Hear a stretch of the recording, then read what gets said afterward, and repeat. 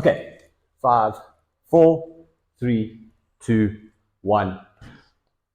Welcome to the Straight Line Podcast. My name is Jeremy Martins, and today, topic of discussion is this coming Sunday, 25 February, Eastside Crits at Lords View Industrial Park. I'd like to discuss who I think the players will be, the protagonists will be, and probably the winners and riders who we need to look out for and keep an eye out for on the side of the road as we watch the race. Teams have highlighted here: TEG Pro Cycling, RKC Collective, Aluwani Pro Cycling, Honeycomb Pro Cycling, Luso ACDC, and Team Nessa. So first up off the bat, let's have a look at Team TEG. I think going into an event like this, given the nature of the cause, given the nature of the event, I would think out and out, TEG's two riders they're looking out for are Blaine Kick and Emil van Niekerk.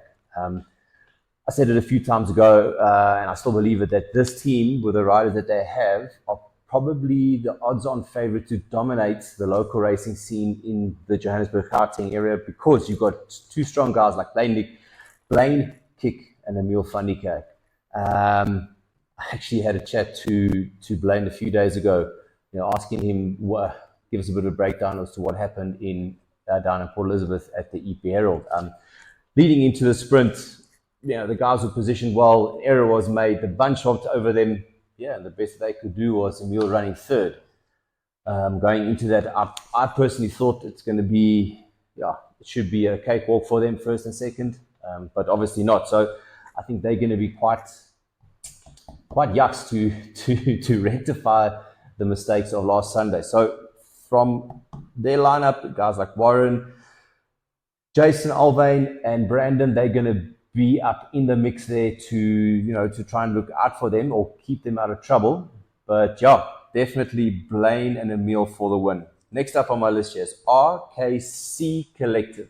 I think with this team going into this crit, and again the nature of this event, Ruan Deploy has to be one of probably their protected rider. Of course, from the four of them, being Ruan, Kent, Chris, and Keenan, I would say Ruan definitely is the strongest finisher out of all of them. I mean, he's got the biggest kick, and if it is a sprint, I think he'll probably have the best opportunity out of those guys to deliver a good result. But with that being said, guys like Chris and Kent, I've been watching the last few races. Those guys are on form. They are strong.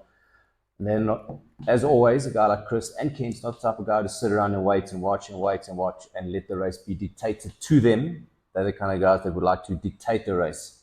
On a side note, I was following the race on Sunday here at the Ride for Sight in the Boksburg Stadium. Kent, he was outnumbered. There were 3 Honeycomb guys and a couple of other odds and ends. But from what I saw there, he's definitely one of the guys who's definitely on form. And I think if him and Chris decide, okay, for the next 2 laps, we're really going to light it up, you definitely will thin the race out a hell of a lot. And hopefully Ruan can be there with him and he can be the best of the rest of the fast guys to deliver a good result. So my call from RKC Collective is that they're going to be aggressive, but on the sprints, they're going to keep an eye out for Mr. Duploy. Next up on my list here, Team Aluwani, the team of Nolan Hoffman and Reynard Butler. Same thing with them as the guys from TEG last Sunday when they were down at the EP Herald. I was very surprised when I was looking at the results on Sunday morning to see the picture showed Nolan and Reynard sprinting for 4th and 5th. That was a big surprise for me. I really thought that they would be sprinting for podium position. But speaking to Nolan a day or two ago, similar situation as to what happened with Blaine and Emil. Got caught up, the bunch swamped them. You lost the wheel, you're out the sprint. But I think given the nature of Lord's View, it's not a flat circuit, it's not a Killarney for argument's sake.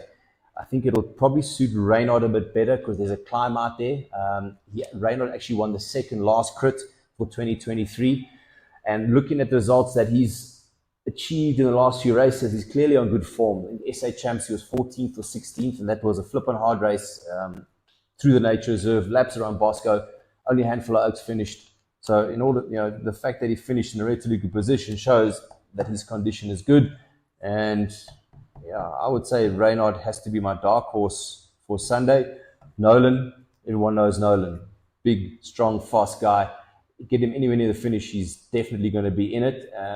And if you've got a guy like Nolan and Reynard wanting to get those points, those intermediate points, and going for the finish at the end, watch out for those guys. Next up here, Team Honeycomb. We've got Johan Trotsky, Jaco van Dijk, Casper Klier, and Brad Scott. They'll be lining up for Honeycomb on Sunday at the Crit. And I think definitely the informed rider from that group of riders and the guy with momentum has to be Brad Scott, top placing just off the podium in the Monte Cassino Classic. Last weekend, winning the Ride for Sight. So Brad Scott, I call him B-Rad. We come back quite a few years. We used to do CrossFit together. We did a couple of competitions. When I say competitions, I mean Brad went there and competed and he performed really well. I got my ass handed to me, but yeah, we had good times together. On a side note, for those who do a bit of weightlifting, I've seen B-Rad deadlift 200 kilograms like it's a bag of potato chips. So Brad's a strong guy. His form is right. His momentum is up. His confidence is up. A course like this will suit him. Long, hard drag around the back. A little bit of technicality, but not too difficult. He's got a bit of gas. I would say Brad Scott has to be the man from Honeycomb going into this. The boys on up.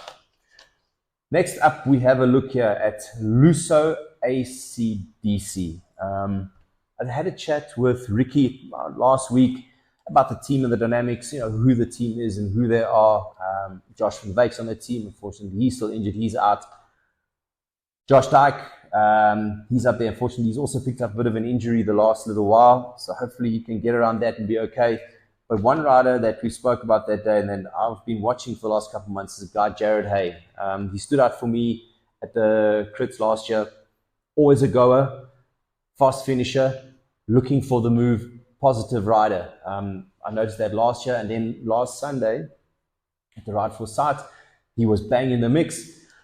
And then just before the winning move went with Brad and Kent, he was away by himself for, let's call it 3-4 Ks, had like a 15-20 second gap. I think that was just maybe a little bit the exuberance of youth, and he wanted to get forward, but the guys held him there. And then when Kent rode across to him, that was the race over. But as I always tell the riders who I coach, the teams that I'm involved in, it's fine to make mistakes. It's good to make mistakes because that means you're actually trying something, you're learning something. However, if you're making mistakes at the back of the race, that's not cool. But if you make mistakes at the front of the race, that's a good thing. So Jared was there. He made the split.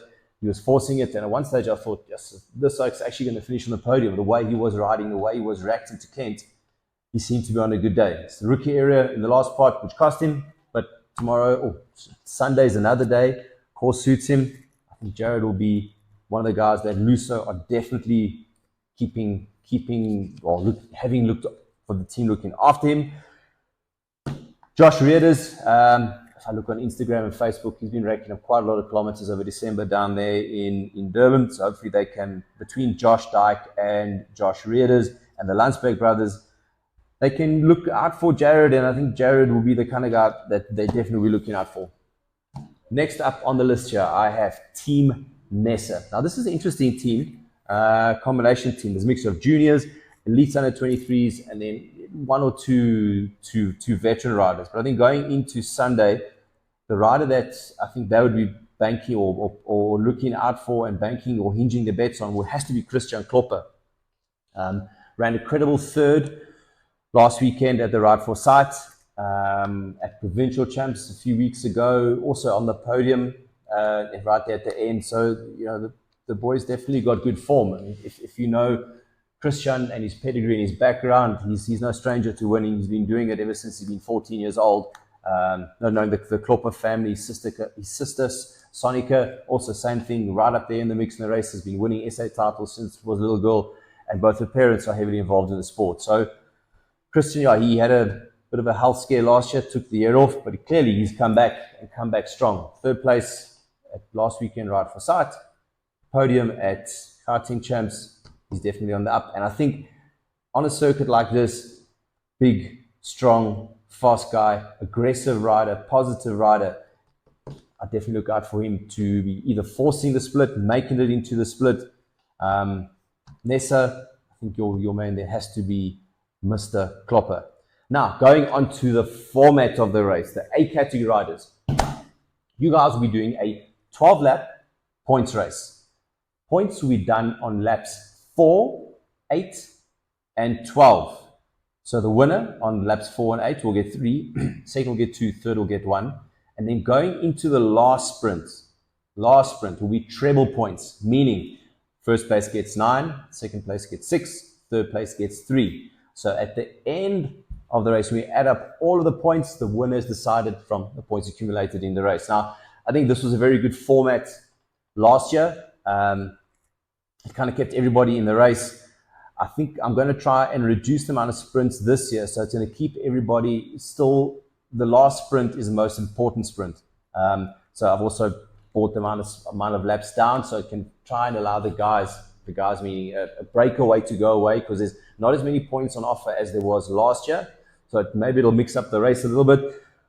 But yeah, Sunday morning we will see. So to summarize, or the riders who I think will be the favorites for the race on Sunday: Blaine Kick, Emil van der Kerk, Ruan de Ploy, Nolan Hoffman, Reynard Butler, Brad Scott, Christian Klopper, Jared Hay. Now, if you are in the Johannesburg area on Sunday morning and you'd like to see what a proper bike race is like and see guys going around and around and around, come down to Lord's View. The A category race, the pro race, they'll be starting at 10 o'clock. The B category, which is your master men and your under 17 boys and your elite ladies, they'll be doing 9 laps. They start at 9 o'clock. And then at 8 o'clock, we have our C category, which is your youngsters, your master ladies, and your newcomers to Criterium Racing. You guys will be racing a 6-lap scratch race starting at 8. But yeah, I look forward to seeing all of you guys there on Sunday morning. Bring your family, bring the youngsters, bring a cooler box. Let's enjoy some bike racing. Anyway, see you guys then. Ciao.